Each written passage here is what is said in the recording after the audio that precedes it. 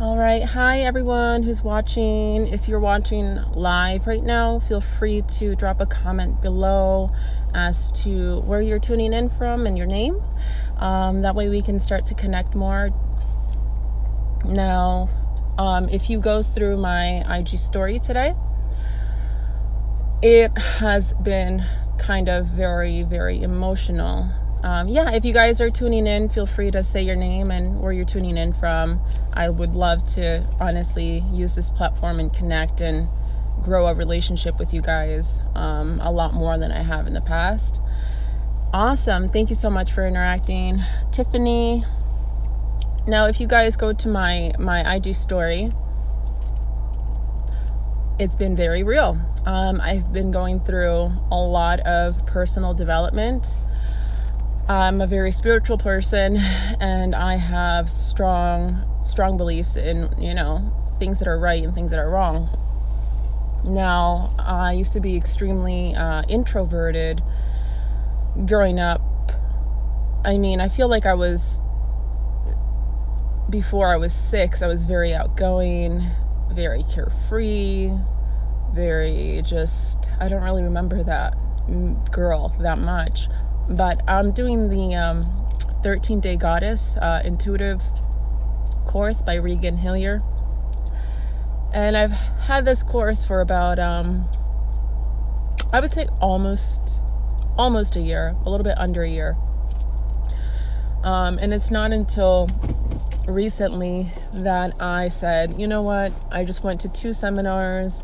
One of them was, reprogramming my money mindset, which I learned the jar system, and that was amazing. But it's like I have these tools that can help me grow through what I need to grow through, and like a self-sabotage of, let me just not do it, this isn't the time, excuse after excuse. And for me to actually commit myself to follow through, even though I did take 2 days off with this experience exercises, it has been very, very eye-opening. Today I'm on day 10, and day 10 is the Divine Mother embrace. And if any women are watching this, it has to do, or men, just in general, you can reverse the roles or do the same role with your mother or your father, whomever. And it was basically going into just what that young little child, wasn't receiving, or what they didn't receive, or what they felt they were lacking. And it went into like a self-love type of thing, and active visualizations. Let me just tell you, I have no idea, but I really have been putting myself out there and just, letting go, which has been a thing that has held me back in the past, because I felt like if I let go, then I was giving up control. And this even goes into like eating habits in the past. There was parts in my life where it's like I couldn't do certain things or have, a lot of freedom. And I felt like I was cut off from everything, from experiences and life and friendships and things like that. And it was kind of like a self-sabotage thing where I felt like if I didn't have I had nothing to have control over. I think that's what it felt like. And so I tried to, control the fact that I could, starve myself, or, I thought that I could have, at least control over the pain that I was able to feel on myself, and I did do self-harm. And it's okay to talk about it. This isn't a taboo thing. This is real life, social anxiety, depression, all of these things happen to people, unfortunately. And we're taught as a society to keep that hush hush and to not talk about it and to not share it. But let me just tell you, why?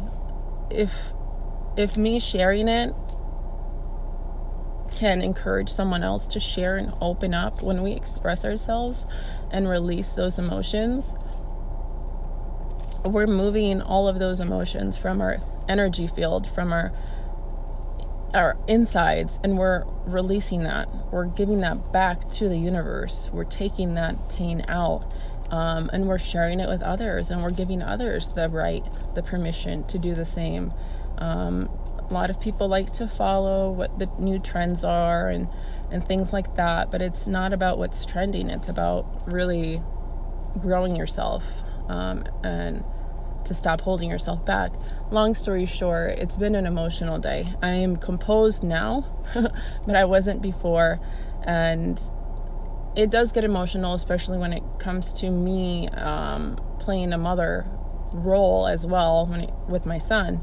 And it just goes to show that I really want to, and I'm trying to, and I'm going to be more, always improving. Always telling him I love him, always encouraging him, always, feeding him all these positive things and reality too, so he's well-rounded and informed. There was this study done, I think the documentary is called The Secret of Water. Dr. Emoto, I think that's his name.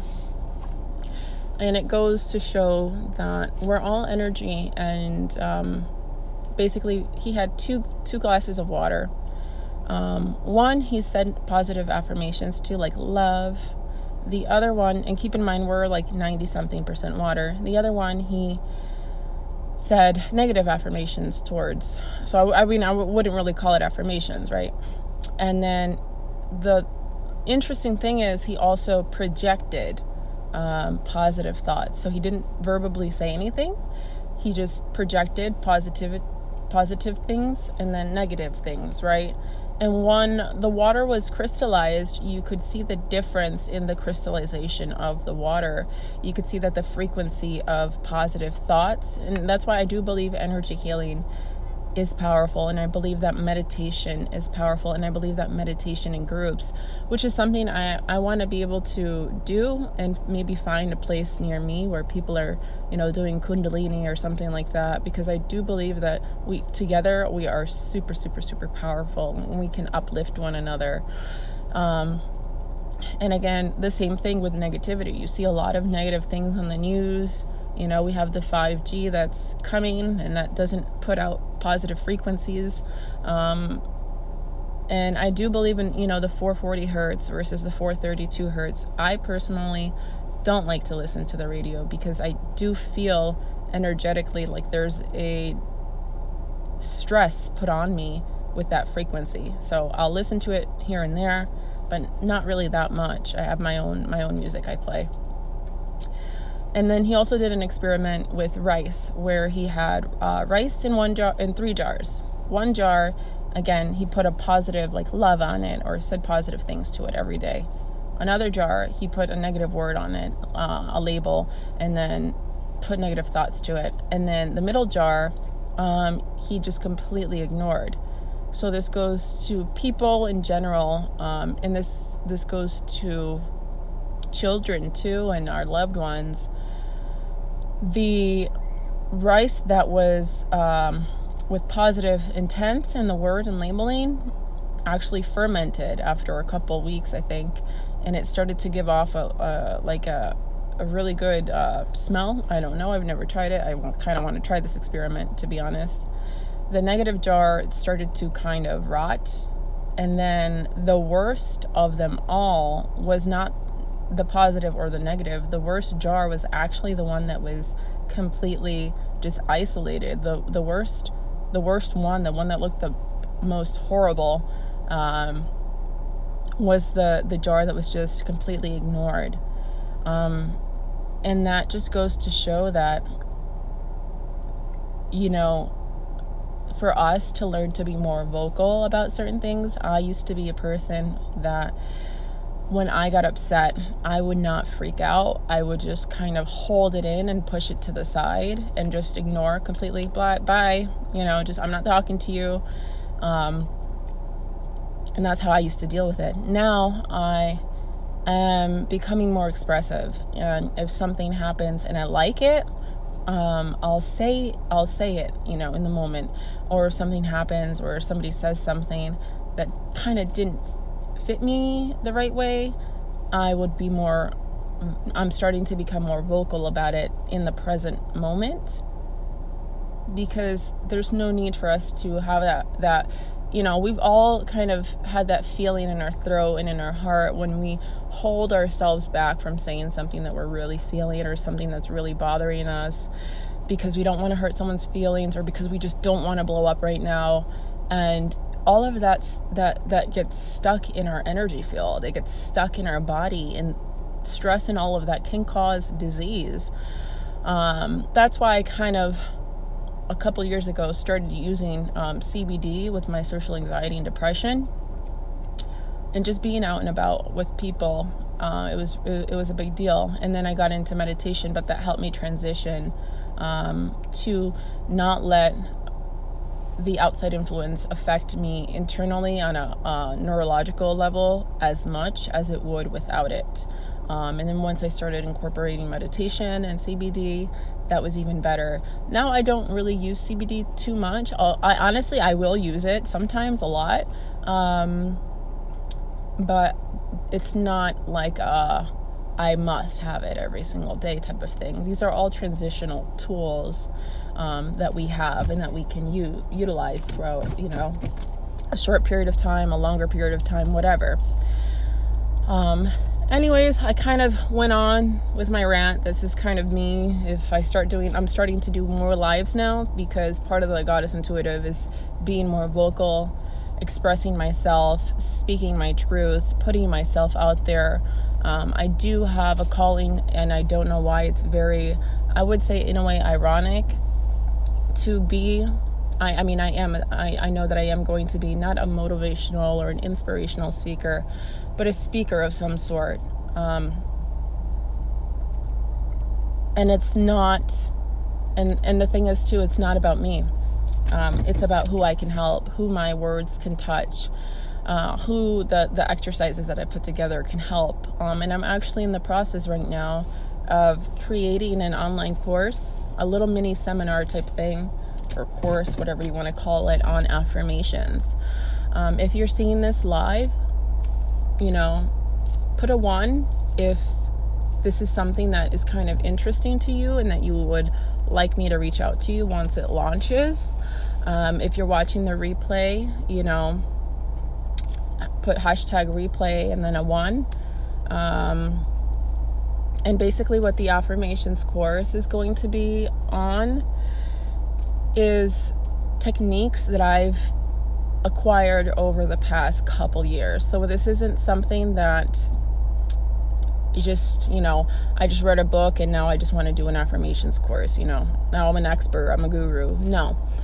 This is stuff that I've gone through trial and error with, and that have really, really helped me. I'm going to go into, reprogramming the subconscious mind.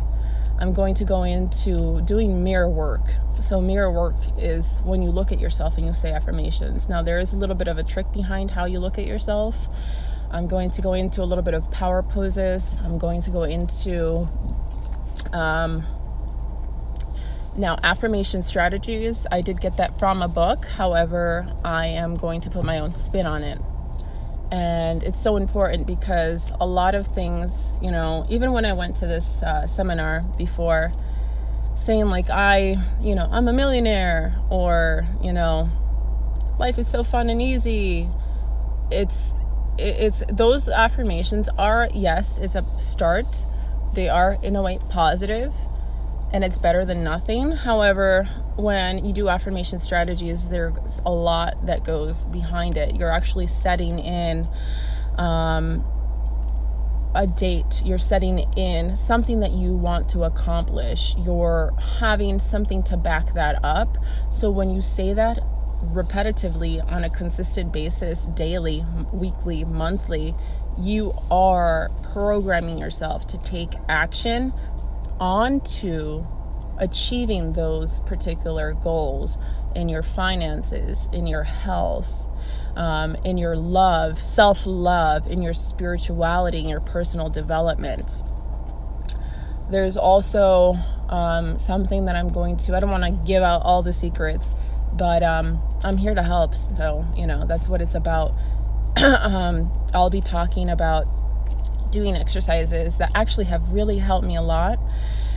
And it's tapping on your meridian system to release stuck chi. So if you don't have, you're like, what? Tune in. If you did a 1, I will send you, information as soon as I get that up and going.